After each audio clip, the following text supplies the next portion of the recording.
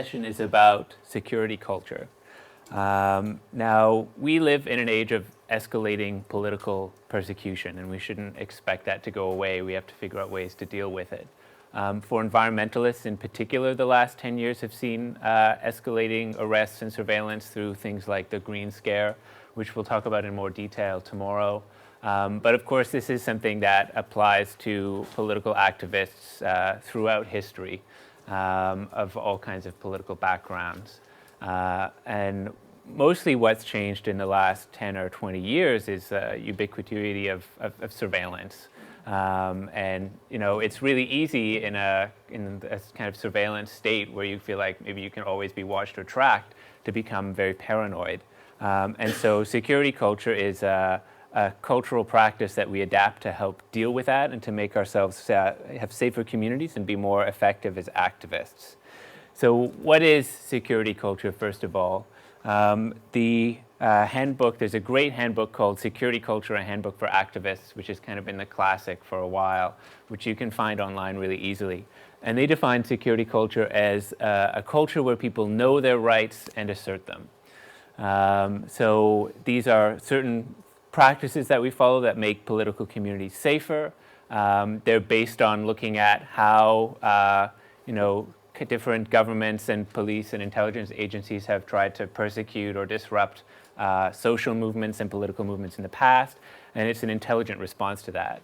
And in part because of that, security culture is something that we adapt as time goes on. So we actually, have to pay attention to how those in power are trying to repress political movements and make appropriate adaptations. And the idea of these kind of guidelines or rules that we're going to talk about is not to make you more paranoid. Because we do have to think about the conversations that we're having and what we're saying, especially when we're saying things about other people. But the point of that awareness is not to make us paranoid. It's actually to use kind of a simple set of rules and guidelines that we share with other people in our communities to make us less paranoid.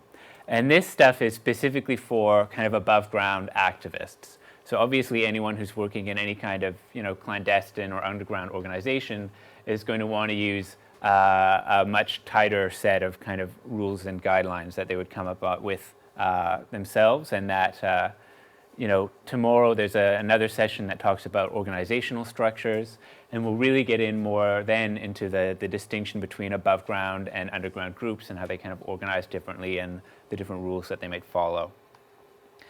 So the don'ts, and these are kind of the core of security culture, is what not to talk about. And there's certain things that we don't talk about to make it harder for those in power to arrest people or to disrupt movements. Because in the Green Scare, for example, there were people who were arrested for actually carrying out illegal acts, and then there were people who were arrested just for talking about illegal actions or for supposedly planning them. So there are 6 things that you should not talk about in security culture. So number 1 is your involvement or someone else's involvement with an underground group.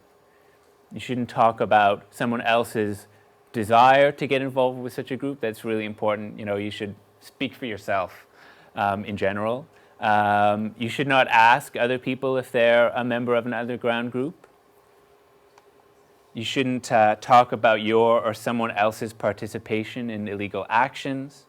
You shouldn't talk about someone else's advocacy for those actions, and you shouldn't talk about plans for future actions.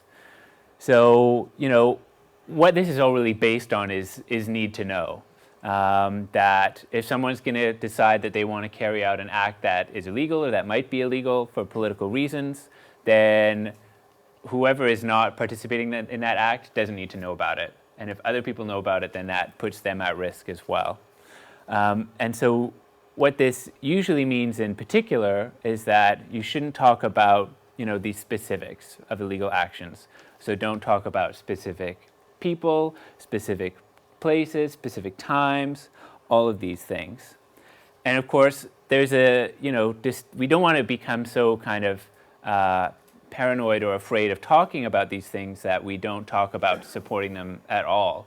Because, as the saying goes, if voting changed anything, it would be illegal. Resistance movements and social movements throughout history have used a wide variety of illegal actions including civil disobedience, to fight for justice and economic equality. And so whenever you're struggling against some kind of entrenched elite, if your tactics are effective, if they're not already illegal, they'll make them illegal.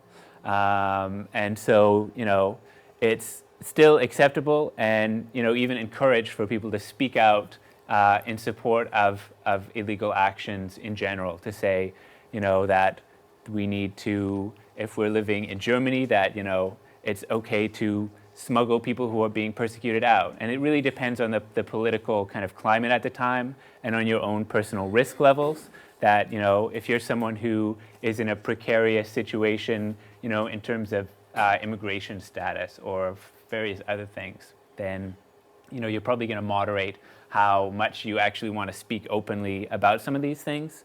But in terms of security culture, it's not banned to say, I think that we need to fight back in a more specific way or a more effective way. And civil disobedience is can be on the edge of this, right? Because usually if a bunch of people are going to get together and block a road or have a sit-in in a segregated cafe, that's people usually planning en masse to talk about it and to carry it out. And if the object is that you're going to go and people are going to maybe get arrested and kind of confront the police in an act of civil disobedience, then that's a little bit different, and that's totally above ground. And of course, there's one kind of general rule that always applies, and that's don't talk to cops. So, these guidelines for not talking about illegal activities of other people, that's kind of within our own communities and within people, who are basically on the same page as us. If it's the police or, an intelligence agent or someone like this who's obviously not on our side, then just don't talk to them at all. And sometimes they come by surprise. FBI or CSIS agents have been known to show up at people's houses or at their work and to ask them questions. But it's very simple. Just say, I don't want to talk to you, no comment. I'm not interested in talking to you. You can get their names or you can see what they're kind of interested in. If you want to pass that on to other people in your community as kind of a warning, like, the FBI or whatever is poking around and trying to gather information. But don't give them anything. If you're arrested by the police, then the kind of general rule is that you have to give them your name, your address, and your birth date under the law. And that's mostly because you're probably not going to get released until you give them at least that. But you shouldn't tell them any more than that. And the police are really effective at using kind of different tricks and threats and traps to get people to talk under interrogation, or even in what is not apparently interrogation, what seems like a friendly little chat, a friendly interview, but kind of segues at some point into something else. There's a really good video on YouTube. So just search for Don't Talk to Cops. It's kind of a two-part video that has a law professor speaking and then a police officer speaking. And this is not like a political video. It's a general video for people saying there's no good reason to talk to police. There's no good reason to give an interview to police. And basically that they'll use lies and kind of twist words and do various other things to entrap people into giving information that can then be used against them in court or in other things. And so if you want to learn more about those kind of specific techniques, then that's a good place to start.